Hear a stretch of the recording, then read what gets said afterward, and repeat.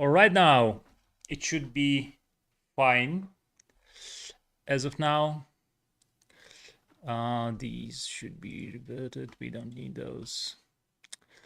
By the way, it's a way to guarantee that you're actually going with the forcing lines, perhaps in the shipping build. But anyways, I will just revert this. It doesn't really make sense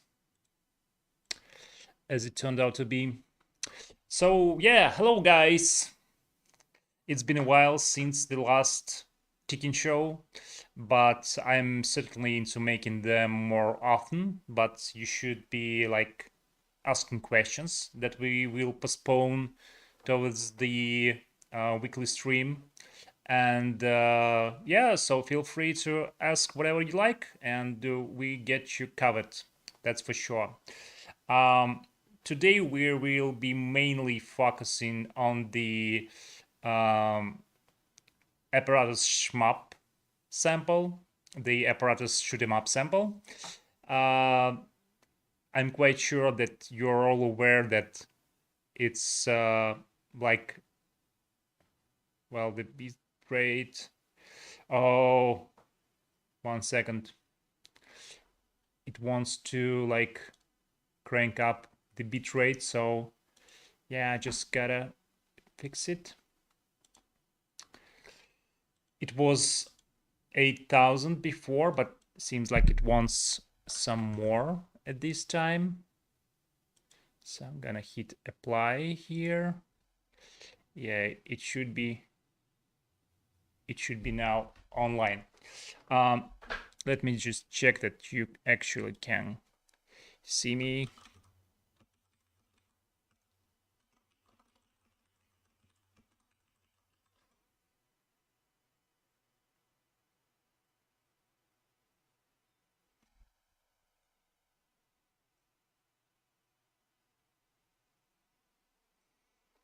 Yeah, sure, it will. But unfortunately, it might not be the game of your dreams. So, yeah, you gotta be making some clicks in order to direct it to the to the needed way. But you know what? It's actually a good question. Will Apparatus make my game for me? I just needed to work with one click. Well, obviously it was never meant to be a straightforward solution, to be honest. I'm more into like really core system development. So it's actually kind of foundational framework to build your things upon. And yeah, if you're like if you're trying to get into some serious game development, eventually you will find yourself in a situation where you have to build um, infrastructure for the project, the architecture of the project from the ground up. Uh, Obviously, Unreal Engine was more like designed towards first-person shooters, the online ones, and there were tons of different genres out there, not only first-person shooters, obviously, and hopefully. So yeah, it's actually a good skill to build your own systems from the ground up. It's not that you will always have to do it from the ground up, but knowing a way to accomplish things from like some foundational level is actually necessary in order to know how things work. Um, Unreal Engine is like it's like it can be used in all sorts of ways, right? You can really just do blueprints and make some stuff only as a user of the editor, not even like touching the C++ level at all. But it's obviously that this is kind of a limiting workflow for you. and you will eventually again will need to come uh, to a level, or you will end up just like a user. Obviously, you won't become a programmer whatsoever. You always have to dig deeper, dig into C++ sources of the engine. And it's a really cool feature for Unreal Engine that it actually has the sources obviously available. And you always can examine what's the internal behavior is like. So you get like engines like Unity, which are let's say half sources available. So you get some stuff done in C sharp that's at least to my knowing it was even officially released to the repository, the C sharp level.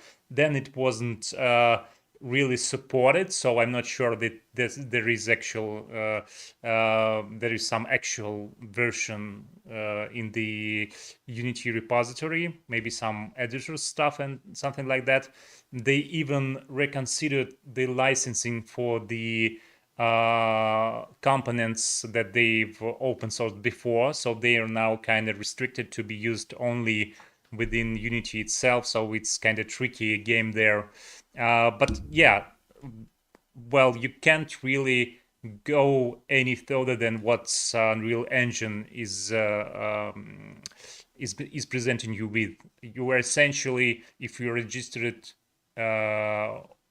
developer, you can join the Unreal Engine's GitHub group and see the sources like they are. And if it's not working the way you want it, you can actually just compile the engine from sources, debug it, and it's really an important feature. I'd say that this was one of the most important features that I've considered when I was switching or was essentially dealing with Unreal Engine, because professional game development is not possible without the source level code. Just barely like touching the black box is not really a way to go. But yeah, so speaking of Apparatus, it was never meant to be a complete out of the box experience. Though obviously, if you even compare it to Mass, it presents you with more integrated features within the Unreal's infrastructure, like for example blueprints, right? You I think still don't have those in Mass, in Unreal, in Epic's own ECS framework, and we do have. And obviously the details were made in respect to Unreal Engine's own infrastructure. I didn't really need to make the details API in order to achieve the ECS pattern whatsoever. But I wanted it to be integrated as closely and as natively as possible within the engine. So essentially, this decision was made, and it's still supported. So the details API is like it's not going anywhere. It's there.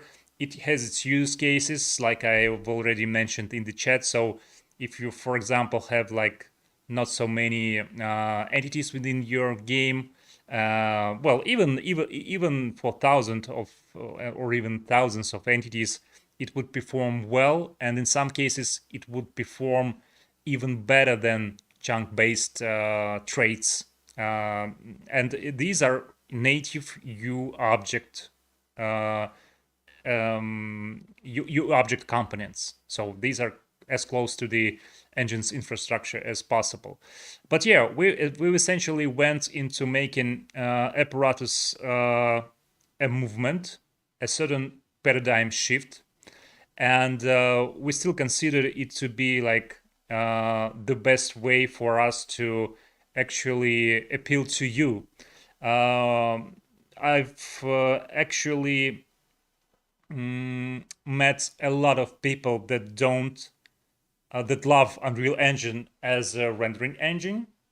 It's obviously the maybe I'm not talking about some uh, in-house solutions towards made towards some certain genres and certain games. Uh, those would actually perform better, and that's why again you have to know your things from the ground up.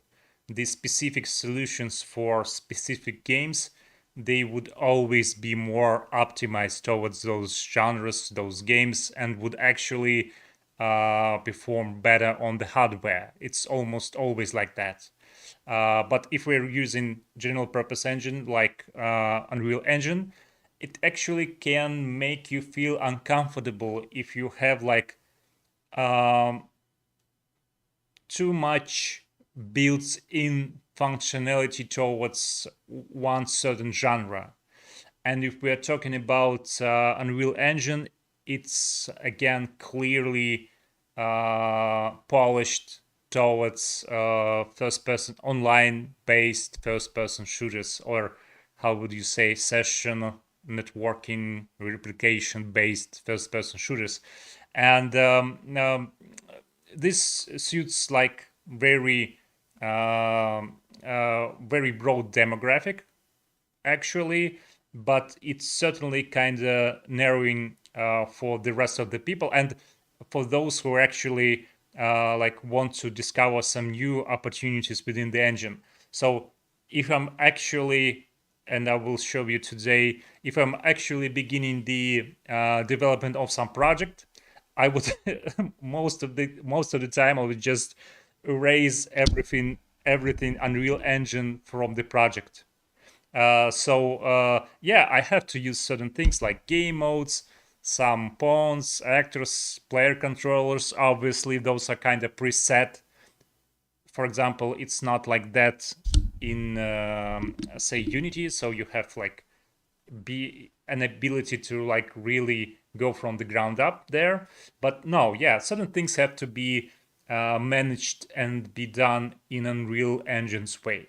I do those things, but then I'm just trying to get rid of all stuff that I really don't like about the engine. Essentially, the object-oriented design, which is very coupled with again the first-person genre paradigm, and yeah, so it's kind of logical that it went this way because basically the most selling and most prominent game for Unreal Engine was always Unreal and Unreal Tournament series, and the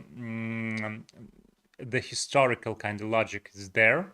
But if we are dealing with a publicly released general purpose engine, it doesn't really have to be this way. So it's, in my opinion, it has to be geared out towards kind of generic workflow, really. But to this day, it's not going this way, unfortunately. But again, when we're going with the apparatus workflow, we essentially use it as a rendering engine. And for all other things, we just write mechanics and stuff in the data-oriented paradigm, essentially. And yeah, so we will be going to discuss the shoot 'em up sample. One more question is that I wasn't struggling with C++. It was more mapping what to. Let me just zoom it in. Struggle in that I understood the BP is fine, but doing the same things in BPs in C++, I found myself wondering which I needed to focus the most. Well, first thing you need to focus on is actually shifting, again, shifting your mindset towards data oriented. Let's just see some codes. Why am I talking so much? Game mode. Let's go for game mode.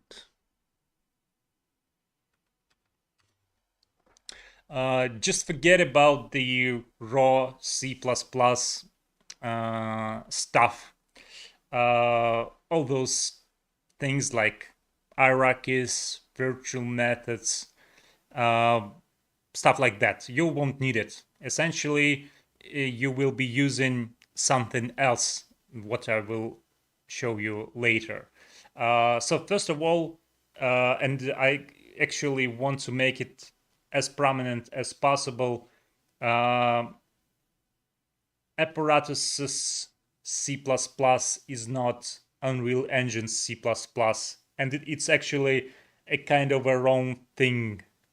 Um, if again, if you're trying to um, if you're coming from C++ background, you will get yourself comfortable with an apparatus, obviously. But if you're trying to switch from blueprint stuff towards some apparatus native coding stuff, let's call it like that, you won't be needing as much, really.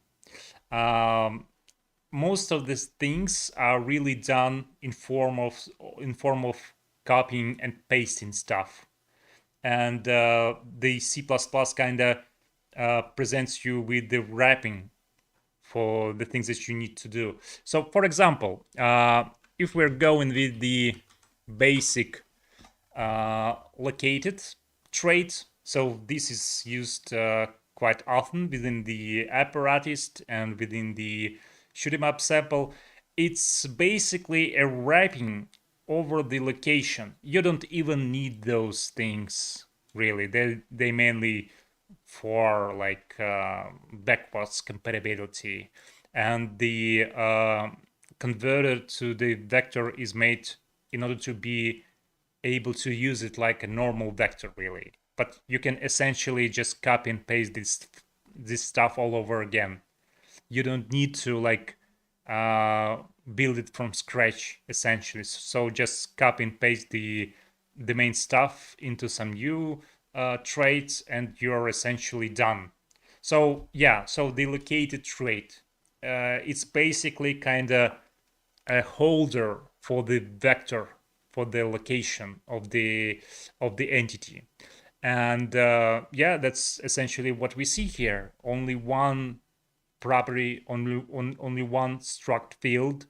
Yeah, by the way, traits are always structs. They are always use structs, essentially. They can either be a blueprint type in order to assign them inside the editor, inside the blueprints, or they can actually be not. And yeah, so that's basically the holder for the properties for the fields, and you can see the location vector here. And let me just and basically that's the building block you're constructing your game upon. All sorts of traits, the containers for all sorts of properties. They can be vectors, they can be just some tiny floats, booleans. They can be actually handles for other entities. We call them subjects, so those are subject handles. Well, all sorts of stuff. Let's see some other things. Perhaps directed, something that has a direction in the world, or say orientation in the world towards some direction. So the directed trait is again just wrapping over the three-dimensional vector, and it's holding a direction field, and that's basically what it does. And that's its whole role. There is also, for example, we can see the scaled trait, which is used to scale things. And again, this is just a holder for the three-dimensional vector that's basically representing the scale factors for each axis. And yeah, if if you're trying to get your mind over the Unreal Engine's way of doing things, you can possibly now imagine how this would turn out to be. So in Unreal Engine, you have a scene component with properties like location, rotation, scale, and this is how you do it in Apparatus. So you have traits, you have certain components for an entity, which can be located, it can be scaled, and it can be rotated or directed towards some direction. And that's how you do things. You compose your entities from some bits, from some pieces. We call them components, traits, details, and your object essentially, when you are dealing with the data orientation, is that it's like a sum of its parts. So the semantics of the object of an entity is kind of a side effect of its composition. And yeah, you just have to like embrace this workflow. So first of all, you're trying to decide upon the things that you will be constructing your entities of. If you need an entity to be located in three-dimensional space, you obviously need a located trait.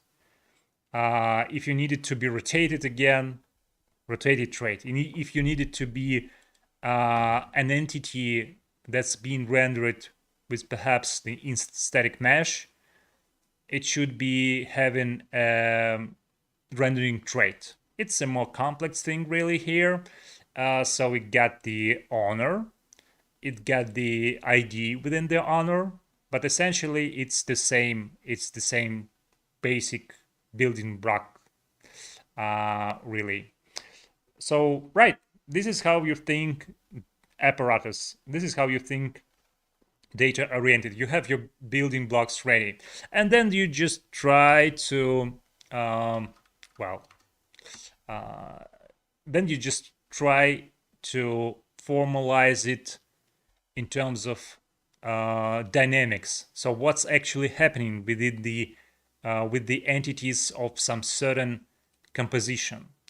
If, for example, let's get some really simple mechanics, say gravity.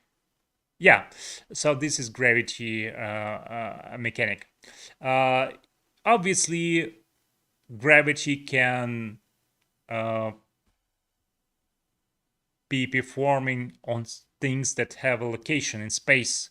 So if an entity doesn't have if an entity doesn't have the ability to be located in space, it can't actually fall on the ground. That's pretty much the logic behind it. And an entity in this case, in this particular case, it also has to be it also has to have some volume. In this case, it's represented by the bubble sphere. It's only a special case, obviously, again, optimized for this demo. You can have all sorts of other like ways to represent something that can obviously fall on the ground, but in this case, it's like that. And for every subject that's having those traits, the bubble sphere and the located trait, you don't actually have to have this one here. It's not used. It's just a handle for the current subject. You don't need it. You just basically, and even here, I think, yeah, you don't need it here. You can even delete it here, so you can get this as simple as that. As simple as that. And you even don't need this one here. And this is just for the profiling purposes. So your gravity mechanic can be as simple as this one. And there are lots of mechanics that are actually quite simple. And you always have to be aware that apparatus is all optimized towards running like thousands of those mechanics. You shouldn't be worrying about the performance of your queries. In fact, I think that we're we're very ahead in terms of the performance that we're getting, even again, even compared to the first person, first party solution. I mean, mass, obviously. So it doesn't really have, at least the time I checked before, the intricate optimizations that we are having.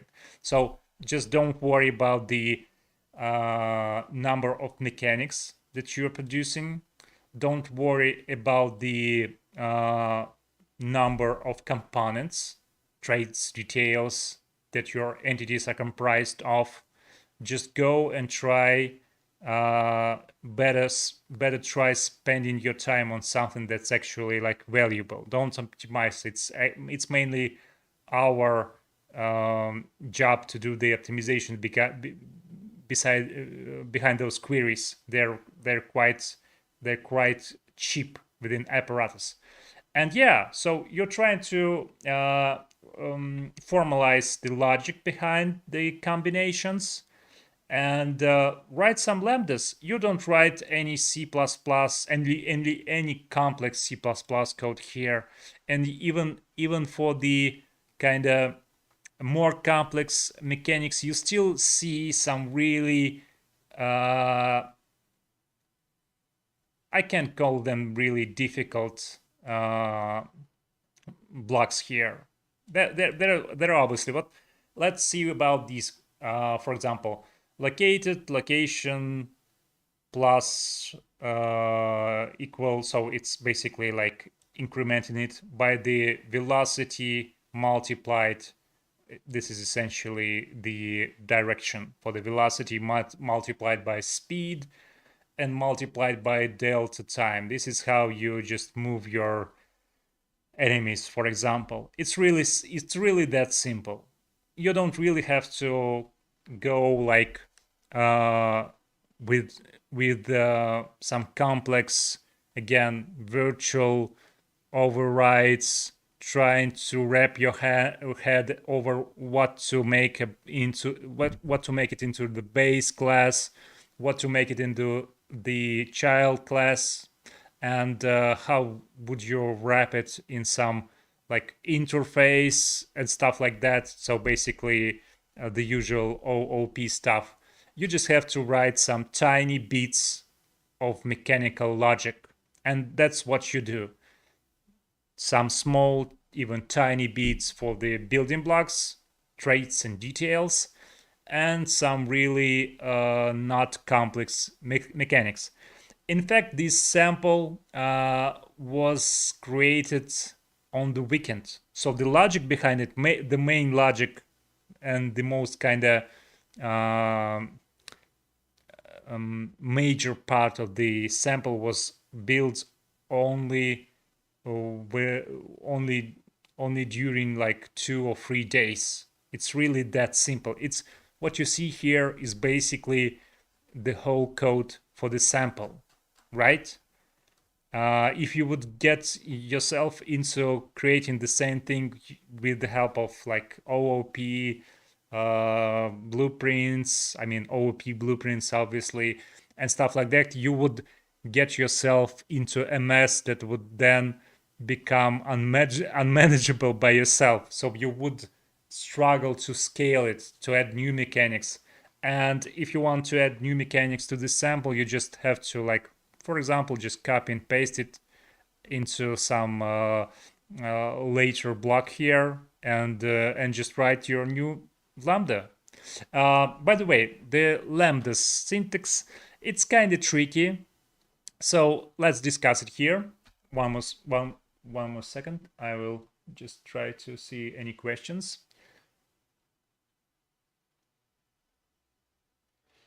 Yo, obviously, you are kind of. I think you just asked this question before, so no, I don't think you are late. And if you're actually keen with C++, you don't really have to be here. So you say that Apparatus in C++ is amazing. Well, thank you, but obviously, if you're kind of profound C++ programmer, you won't really hear anything new here, obviously. So yeah, let's just one more thing I might missed. In that I wasn't struggling with C++, it was more mapping what to do inside C++ versus blueprints, as some features felt more weighted towards blueprints.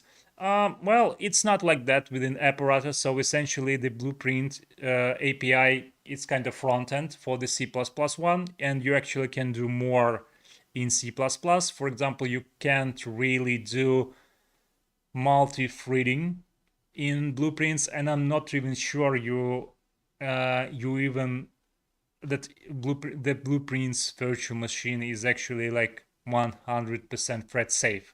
So I'm like, if you guys will be willing to use like asynchronous API calls within the blueprint workflow, I might at some point implement it, but it's kind of risky at the moment, and I'm not sure it actually this scenario is actually supported by Unreal Engine's own infrastructure.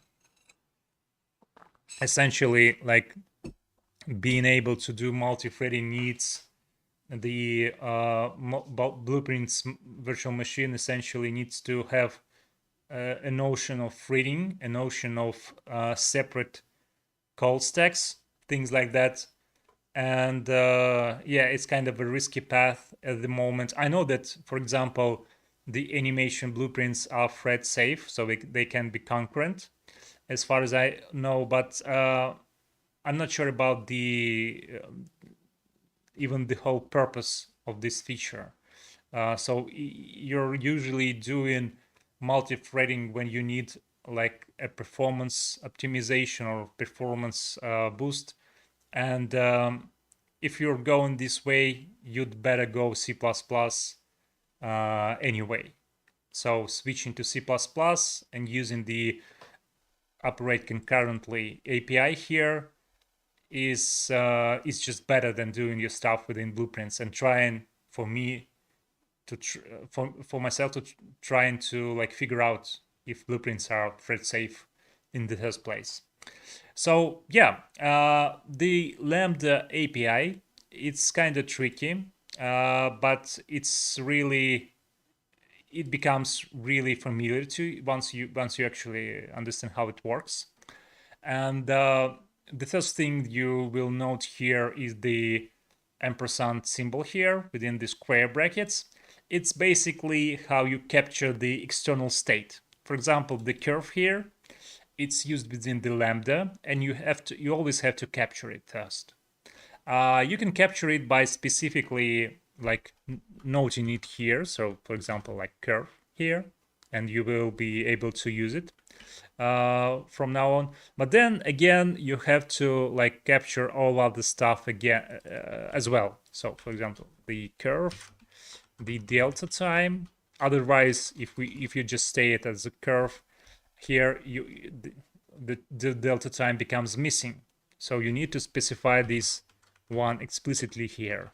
So this Lambda workflow, it's not really, it shouldn't be, it's not a classic C++ coding block. It's not a scope. It's kind of, each Lambda has its own state. And this state has to be formalized explicitly. It's done via these square brackets. So if, for example, you leave the ampersand here, all of the stuff that's external to this Lambda, it becomes its internal state. It's not being copied. It's managed. It's traversed by the reference, so you don't have to worry about performance issues. You can always have it like this. So this is kind of copying workflow. So the external state will get copied into the internal Lambda sequence. And but obviously you just most of the time you will just do like that. So you will be able to change the external things, but obviously if you're operating in a concurrent fashion, you have to think about thread safety. So for example, if you're changing the curve inside your mechanic, you have to create a critical section. That's not part of this current steady show. How do you say it?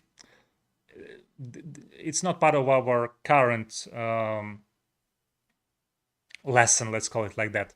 But obviously you can do stuff in a classical thread safe way using critical section, mutexes, or atomic values. And yeah, but essentially this is a capturing syntax of the Lambda. And there are actually languages that do this implicitly. So for example, if you're referring some stuff from external scope within your Lambda, they would just make a reference for it or something like that implicitly. But in C++, you always have to specify those things like by hand. Maybe it's kind of a clarity issue, so you won't get messy. But anyways, that's how it's done. So then you will just see the arguments here. And obviously you think that it's more of a function. And yeah, it actually is. Internally, it's made with the help of a separate implicitly declared functor object. In C++, a functor object is an object that has its calling operator overloaded, and it's basically overloaded having these arguments that you specify here. And this is actually bound specifically towards Apparatus workflow. So for example, if you specify some traits within this block, so you have like rendering and dyeing, you obviously have a rendering and dyeing components, traits within your subject. Those will be filled with by Apparatus automatically. So this is essentially called dependency injection in other frameworks, libraries, or even some languages. The dependency injection guarantees that those get correct reference to rendering and dyeing traits. So for what this operates concurrently in the end means that this Lambda is being called for every subject or every entity having a rendering trait and a dyeing trait. So this is guaranteed by Apparatus. You don't have to be trying to get those traits yourself. You just know that those will be present. And if an entity doesn't have this trait, so for example, it's still alive, it doesn't have this dyeing trait, the Lambda, this exact Lambda, it won't be called whatsoever. So this predicate, we can call it like that, is only called for entities matching a certain filter. The filter can be implicit, like in this case, so it's basically derived from the arguments, or it can be actually explicitly specified, like for example in this case. So you construct your own filter. It should be an enemy, and it should be the rendering one, the visible one, and it shouldn't be hit or it shouldn't be dying. And for each enemy matching this filter, this lambda here gets executed, and those components, those reference to components, they actually got filled with the data, with the actual data that you can reference, you can alter, you can read, you can write to, all the usual stuff. So this whole technique is kind of done automatically for yourself. You don't have to be worrying about that one. So yeah, let's perhaps discuss what's done here within the dying mechanic. Again, it's being executed for every entity in the whole world, in the whole mechanism. You can actually have multiple mechanisms, but again, it's not part of this session. So you get yourself rendering and dying. So the character is now being rendered, and it's now being in a dying position, in a dying state. So we have this curve. It's basically a setting that's been thrown into the class property list. Let's just travel to it. Yeah, it's basically a U property, a classic Unreal Engine's U property. It's just a configuration value. It presents you with a way to animate stuff. It's just a curve, basically. And you can use this curve. In this case, it's used to be animating the dying process, the process of dissolving. So the shader is already set up so to be able to support this feature. So in instance static meshes, you actually have custom data per instance. You can have like arbitrary floating point values per each instance. And you use this custom data in order to do some things per instance, logically. And we have this constant here. It's called material dissolve data index. And it's essentially it's number 3. So its index is actually 2, but yeah, it's the third custom data floating point per instance again. So each instance will have a row of these floating points, a vector, something like a vector. And the instance static mesh, it would allocate those floats for each instance. So each instance will have, well, in this case, 4 different floating point custom values, which it can use within the shader, within the material. And the setting is actually, let me just compile and see it for myself. The number of those custom floating points, it's being set through the details panel. I will just show you that in order to keep you aware so things work as you expected.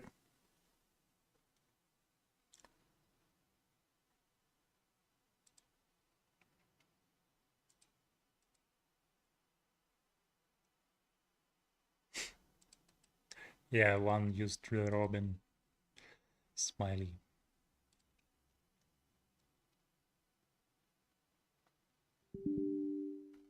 Oh, no, the wrong target, right.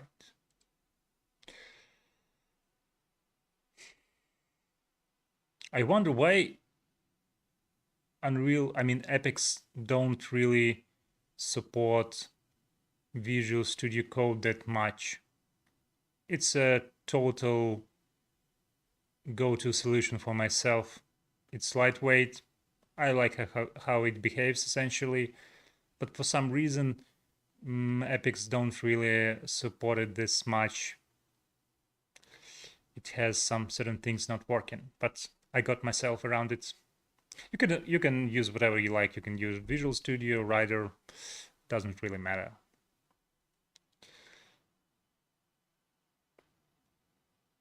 I usually find myself independent on features like code completion and stuff. So I write, as of now, more stuff in my head than in IDE. So I basically can use Notepad. It's kind of making me more unrestricted. But certainly gets you'll have to be like experienced enough in order to like embrace this workflow. But yeah, I try to be independent on the IDs. Yeah, so whatever. So for example, we have some certain batches. Let's just not complicate our things and just imagine there's only one enemy renderer really. It's fine for our case. Yeah, so you have these kind of trait renderer here, and you can see there is a special property that's called number custom data floats, and it's set to float. That's exactly how many custom floats we have in the character material, character shader. That's basically the common shader for all the entities here. So the player uses this one as well. And this shader, it's yeah, and this is important. So sometimes it's being omitted. Yeah, it's specifically stated that this shader is used within the instance static mesh.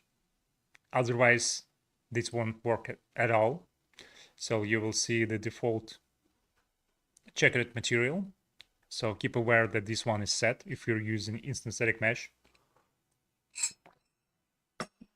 And there are actually reference for the custom data. So this node is called per instance custom data, and you can add your own. You can set this data's index. It must obviously match those indices here. And yeah, you just reference it and use it within your math. These are some simple effects that I use here. Nothing particular. Let's call dissolve. It's 2. Yeah, so we can actually like set it to half load. And the entity is kind of pixelated now. It's been dissolved. And that's how you basically animate things. It's just, obviously, it's just a special case. And you can actually do all sorts of stuff within those shaders and using those custom data. You can go as far as baking your animations into textures. And with the help of plugins, with the help of Unreal Engine's own solutions. And you can actually use those animations to do all sorts of waveforms. So for example, if you're making some character animations and you still want to use instance static meshes, you can bake those skeleton-based animations into, well, obviously the instance static meshes, they don't support skeleton meshes, but you can bake those into textures and use those custom data floats in order to blend between those, in order to animate those. Well, basically all sorts of stuff. And yeah, this is our shader. This is how you set up the instance static mesh in order to be using some custom floats. And this is how you bind those floats into your game logic. So if we return here into our dying code, we can set the custom data for this exact index to the value I'm getting from the curve. So let's see the curve here. Let's see the core, main game mode. And there is the special curve that's called dissolution by time. So this exact curve, it's being used for animating the dissolve effects. So they start at 0, 0 and ends with 0.6, 1.0. And this gets picked or evaluated in order to animate this custom floating point value for this exact instance. So every character that's been rendered and is actually dying, it gets animation according to its current time of dying. So the dying fragment, the dying trait, it has a time. This time gets incremented each frame, and the time is used to pick this curve, to evaluate this curve and get the actual like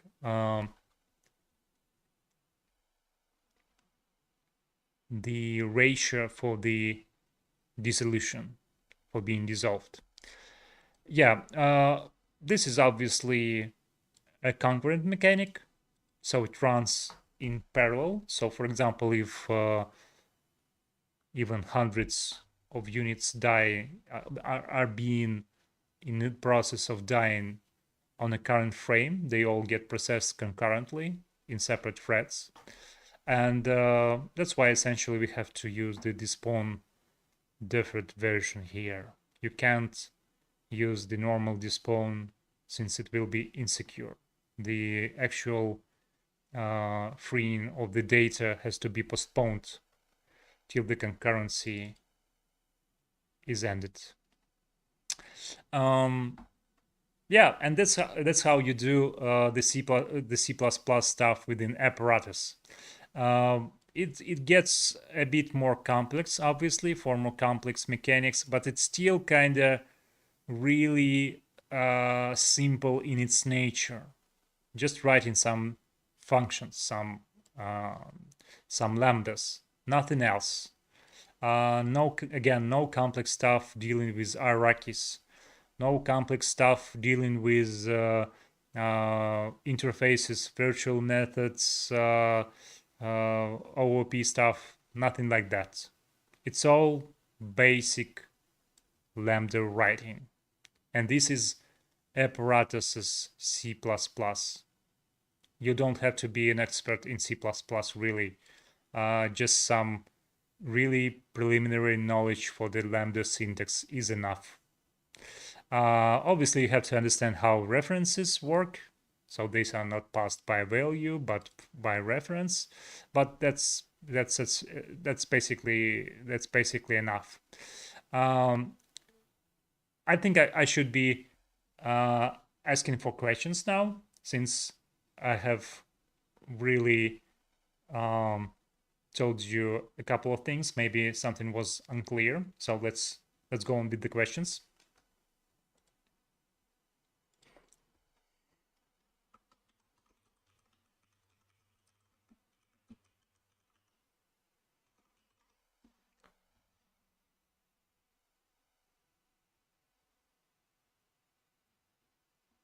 Something was deleted. Kenta, did I miss your question?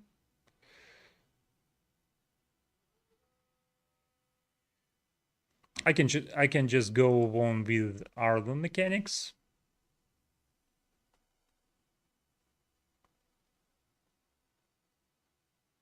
Well, keep on those coming if they appear. But yeah, let's just try to express some other things that might be unclear. Well, the appearance animation is just the process of an entity being spawned. It's nothing really nothing hard here. There is a separate dissolution curve for the appearance process. Yeah, but the mechanic is essentially quite the same. It's similar, yeah, it get its appearing trait removed, but nothing fancy here. The shooting interval mechanic is basically just guaranteeing that you won't be able to shoot until a certain amount of time has come to an end. Just basically decrementing the timeouts with the delta time. Again, nothing fancy here, really, just a straightforward mechanic. Then the shooting mechanic, it's a bit more complex. It has stuff like animation here, but if you try to decompose it, it's really not hard. So, for example, what these line here means. So if we are shooting but doesn't, well, perhaps we don't have our shooting direction set, so it's basically 0. You don't have to be shooting at all, and just basically return here. Yeah, nothing to do essentially. But if you actually can shoot, and you have the, oh, get the question, sorry. Does different applicator call apply difference after the operate method? Well, the difference applicator is, well, the difference are applied automatically by default, and almost always you're actually fine with this workflow. I should be fixing this thing, but again, I'm not sure.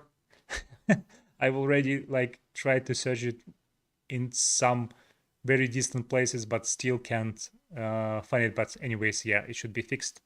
I might fix it actually today, but I've already tried so many things.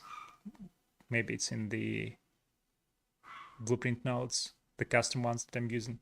Anyways, so the defaults are always applied in an automatic way, in a way that actually guarantees the safety.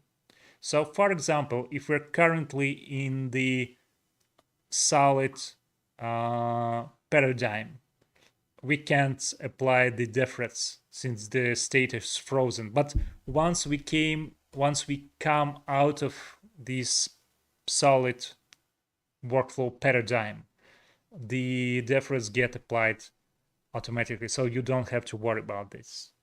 In certain rare cases, you can actually create the difference applicator for manual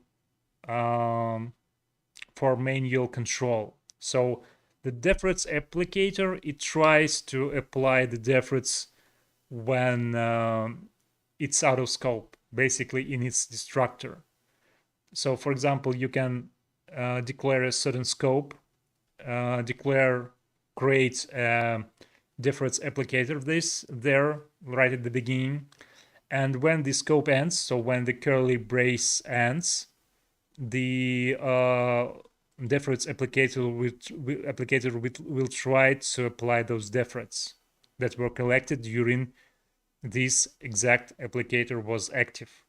So the automatic difference application gets cancelled actually, and the manual one gets the precedence.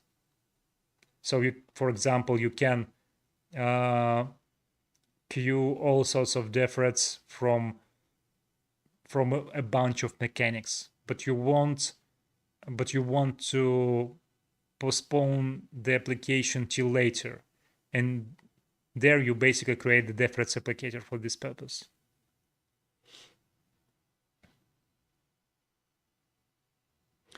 The difference, the question is, so how does it knows when to apply the difference? So again, the difference are applied when the state for the application is safe. And the state for the application is safe only when the mechanism is in a non-solid state. So it has to be liquid. It has to be the default one, the usual one. In all concurrent operations, the mechanism gets solidified. So no topology changes are allowed. Only flag marks can be changed. And once you get yourself out of this state, so for example, the chain, the last solid chain gets dismantled, the application gets its place, so it's executed. I think I'm clear, right? So Dmitry, if your issue have been resolved, well, if it hasn't been, then you should ask again. But yeah, essentially this: when the last solid chain dies, the deference get applied automatically. If you want to suppress this behavior, you create a manual deference applicator, which applies the deference when it's out of scope. That's how it goes. Yeah, then, yeah, great job. Then what's happening within the mechanic? So if we actually want to shoot, and we can shoot, so I usually have this naming convention which says that if we're using the present tense form, say shoots, it means that an entity can shoot. So it shoots in general. If I use the form of like shoot, so do shoot, that means I'm using a command here. So this is a command semantic. So I command the entity to do stuff. For example, from the input. And yeah, so essentially we can shoot and we should shoot. This mechanic gets called. No direction, just cancel the shooting altogether. Yeah, if we can shoot, we set the trait directed because we want our void, our unit, our character to be pointed in the direction of shooting. So, for example, I can just show you here. So yeah, it just points to the direction that I'm currently pointing using my keys on the keyboard. The gamepad can be used, but yeah. So this direction change is made by this exact line. So I'm pointing in the direction of shooting. Directed equals shoot direction. Essentially meaning turn my face towards the direction that I should be shooting. That's how it goes. Yeah, I think let's go with the next line. So the shooting process, the actual like spawning of the particles can only happen when the last shot was timed out. So the interval of shooting has to be guaranteed. And this is guaranteed exactly by this timeout variable that's been decremented in the shooting intervals here. It can be moved here, perhaps, but no, I think it should be like objective and not really corresponding to the shoot command. So it's fine here. Yeah. So first of all, we create a new projectile. We spawn it within this mechanism, and that's what this passage is actually meaning. So spawn a new entity within this mechanism. We use a projectile record for this purpose. It's like a container of traits that can be exported and visible in the Unreal Engine's editor. So, for example,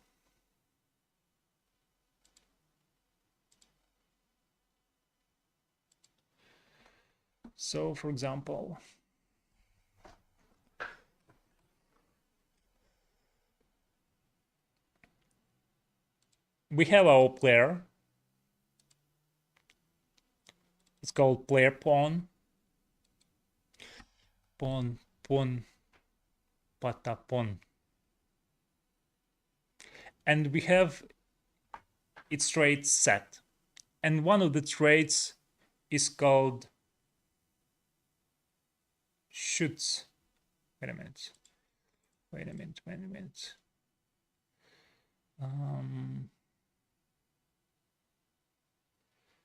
Subject record. Okay, it should be coming from other. It should be coming from other place.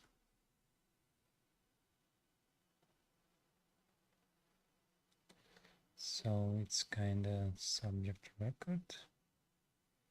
Wait a minute. Blueprint type.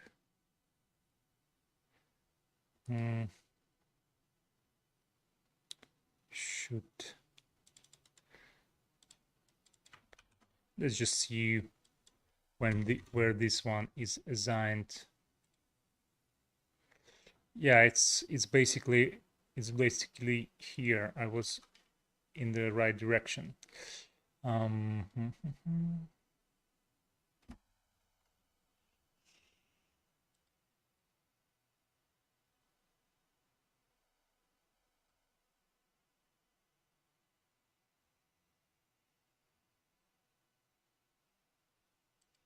Let's just search.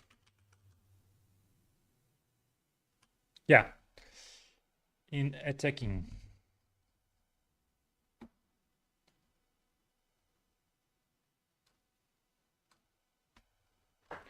Activation.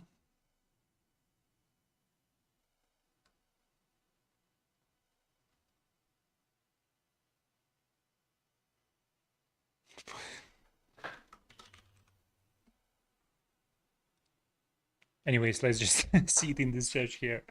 So anyways, this one is like a prefab, is like a preset, a template for constructing a projectile. This one obviously has a projectile with a radius. It's again a trait. It has a speed, and it has a damage here. Obviously, it carries some damage, and this is what exactly is done within this line.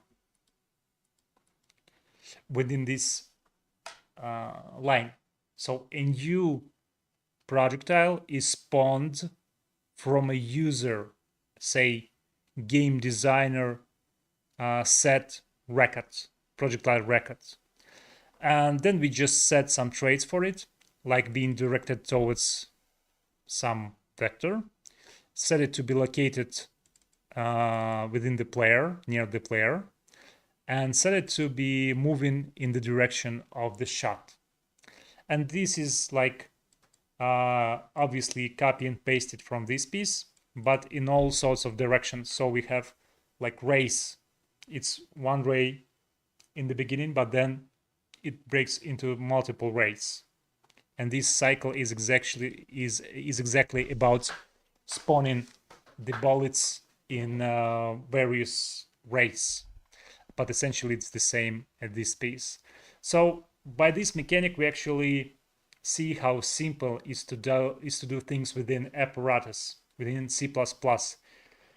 You go just bit by bit, statement by statement, of actually doing things that you need, like spawning stuff, like setting data for this newly spawned stuff, and for doing some really simple or perhaps more complex math within this algorithm. And that's basically how every other piece is implemented. So got yourself bits or pieces to build upon, got yourself mechanics which work on those pieces, and got yourself the actual logic for the mechanics, and the mechanics work on all matching entities, on all matching subjects that pass on the filter.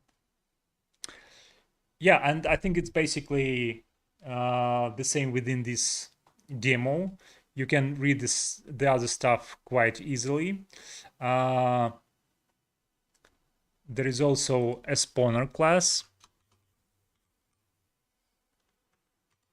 that's used to be spawning the entities. Again, nothing really complex. Yeah, it has some complex math, but even if you go with the blueprint workflow, you will still eventually have to do some complex math, some math that's being correlated with the randomizing, for example, and you will always have to do some things manually. This is the batching logic. This is just an optimization. You don't, if you're just starting with Apparatus, you don't need to be dealing with this stuff. Yeah, just some random rotation, stuff like that. Well, I think it's up. It's obviously like should be coming in useful and clear for yourself now. I mean, the whole demo project, and getting yourself started with C++ in Apparatus is quite easy, as you might noticed. And also, we will be making those streams regularly in future, but I have to have some questions from you in order to be able to base my new series on the actual like queries from you. And yeah, so I'm always in the chat, so just go ahead and ask if you're really struggling with some tiny bits. I'm quite sure we can get you covered, so don't hesitate to ask questions and to like be to be like how would you say it? Don't try to do everything by yourself, really. I'm really in fond of helping you out. If you if you're trying to think that, oh, there I'm dumb, I don't know how to do this, I'm better like learn stuff before, you can waste too much time on this. So just better ask and we'll get you covered. Anyways, guys, thanks for being here. I think we got ourselves a good learning material for future apparatus generations. But for now, that's it for today, and see you next time. Maybe some questions still.